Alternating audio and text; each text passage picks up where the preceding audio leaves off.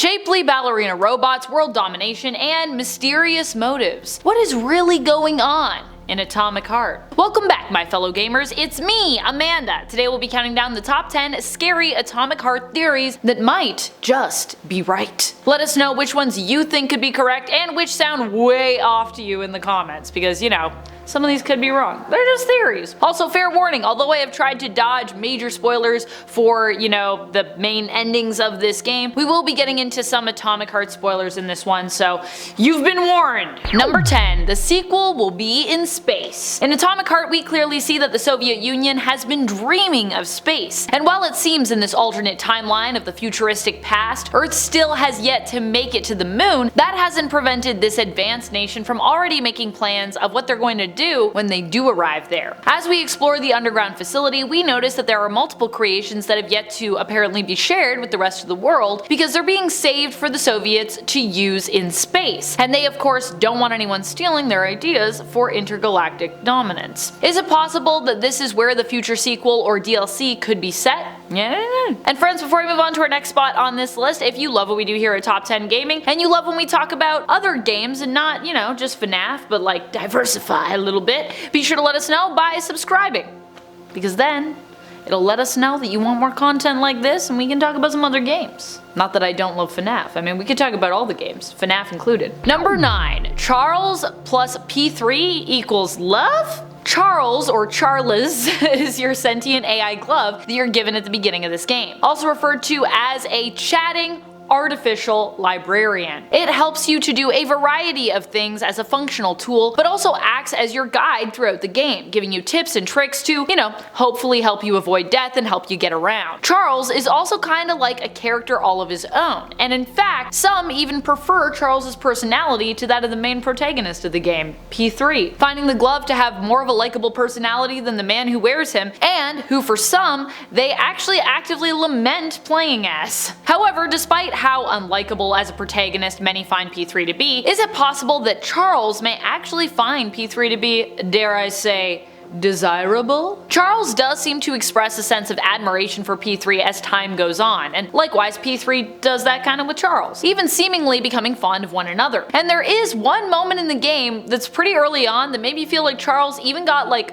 a little bit flushed while talking to P3, perhaps signifying that kind of like some other AIs in this game, Charles might also kind of have a little bit of a crush on P3. This moment happens earlier on, about an hour into the game, when you first have to use a cookie to open a lock, with P3 stating, "Even locks like cookies." Being that the lock is also in essence kind of a robotic device, P3 asks Charles if he also likes cookies, to which Charles responds bashfully by saying simply, "Ahem." I can't deny that there's a lot of dialogue and stuff in this game that's kind of like, ugh. But that moment was actually pretty cute. I actually liked it. Number 8. AI have been plotting this rebellion. While we are offered a different explanation in the game for why the robots have gone haywire, some have theorized that this is actually a result of the AI evolving to realize that humans have become obsolete. And without spoiling the game's ending, or, you know, one of them, I would say the canon one, I think, it seems as though there is evidence to support this somewhat, despite other characters claiming responsibility for the robots going off. It is possible the AI were actually working behind the scenes to influence the scientists working with them in order to kind of create this deeply chaotic event so that they might actually take hold, seeing humans as obsolete and technology is the only possibility for future evolution. Number 7. The Soviet Union was about to activate Project Atomic Heart. Well, we learned throughout the game that the Soviet Union did have designs on world domination, and that the robots were activated to rebel as part of an attempt to basically counteract that plan. We never really learn why this was done now, at this specific moment in the game. In fact, Petrov, who apparently activated the robots in the Soviet Union, seems to have done so without even communicating with his partner in crime. But unfortunately, we never get to learn why exactly. The working theory is that Petrov learned that the Soviet Union was onto him, and so he was basically going to move up their own plan to activate the robots sent around the world, switching them all to combat mode, which could be what prompted Petrov to act first. Like, you know, if it's like, well, this is about to happen anyway, he's like, well, I gotta do this now, otherwise the world's gonna be a mess. Number 6. Petrov's life. Alternatively, it is also possible that instead of Petrov hearing that the plan was being moved ahead, Project Atomic Heart, it's also possible that instead of Petrov hearing that Project Atomic Heart was being moved ahead of schedule for world domination, he may have simply acted on impulse, fearing for his own life and thinking that if he didn't act now, the plan may never be followed through were he to be, eliminated. Perhaps he was tipped off that he was about to be taken out, or perhaps he simply became paranoid by his fear of his own mortality. Or, perhaps the fact that he's kind of lost his sanity a little bit in this game. Worried that he was running out of time and thinking he might die without his life really having much meaning in regards to his own plan to save the rest of the world after he himself kind of helped to endanger it, and to save his country from doing something so despicable, he acted. This is also a pretty good theory, but it's a shame that we really never get to know too much about what is going on in Petrov's head before he loses that. Number 5. This was part of someone else's world domination plan. There are a few different reasons why this robot uprising seems to have happened. It seems at first to be a mistake, that's what we're led to believe in the game, or rather an attack on the Soviet Union as a result of traitors. However, we later learned that this was actually a plan concocted by those who thought it would be what was actually best for the Soviet Union, who were kind of in a weird way trying to save it and also save the world. However, what if something else was at play here? What if the rebels thought they were enacting their own plan, but were actually being manipulated from the outside into doing so by a greater power, who simply wanted to use the chaos to infect the rest of the world, making it ripe for the taking? Now, this could also be another nation, perhaps, who, also had their own designs on world domination. At one point, it's mentioned that domination is a goal of the Soviet Union with their creations, so who's to say that this whole plot didn't serve a greater purpose, that those involved simply didn't even know that they were a part of? So it could have also been part of the Soviet Union's plan. It could have been part of anyone's plan. People all want to claim it's their plan, but can we trust them?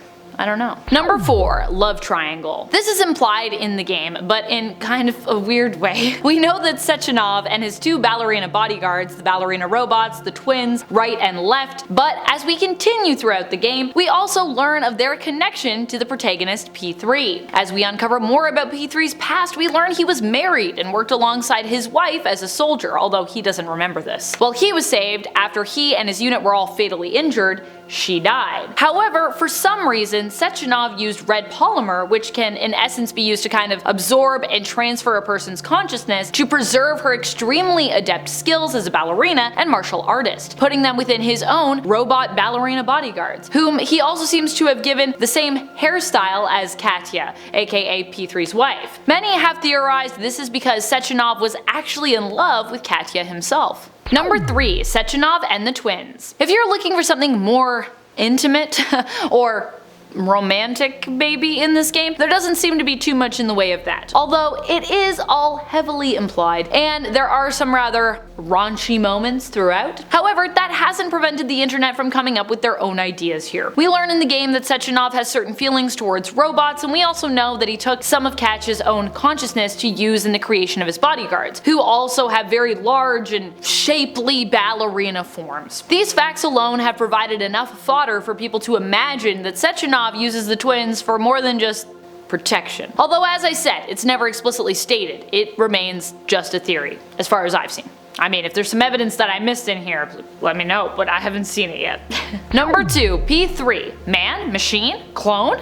Is P3 a clone? Some have theorized that he is, and that he is not the original Sergei, but instead was a clone of the original who was recreated by Dmitry Sechenov after he died. Some have cited the fact that Sergei can swim for a surprising amount of time in the polymer to travel throughout the map without seemingly, needing to breathe. This makes it more seem like he is some kind of robotic clone if he is a clone. However, it could also just be due to the fact that at this point P3 would actually probably be more machine or prosthetic than man, with his Voxod neuropolymer brain extension and limbs having apparently been fully replaced when his life was saved, as we learn later in the story. I don't know, what do you think? I personally think he could just be like kind of a straight up robot at this point, but I could also believe that he did die and was kind of brought back as some kind of weird robot clone thing. I don't know, polymer, you can do so many things with it. I don't even fully understand how it works. I don't think anyone does. It's not really fully explained. Number 1. Kollective 2.0. While it is heavily implied throughout the game, and you are led to believe that Sechenov is the one controlling P3, who is revealed to be one of the first test subjects basically for Kollective 2.0, itself revealed to be a secret global mind-controlling enterprise, could it be possible that things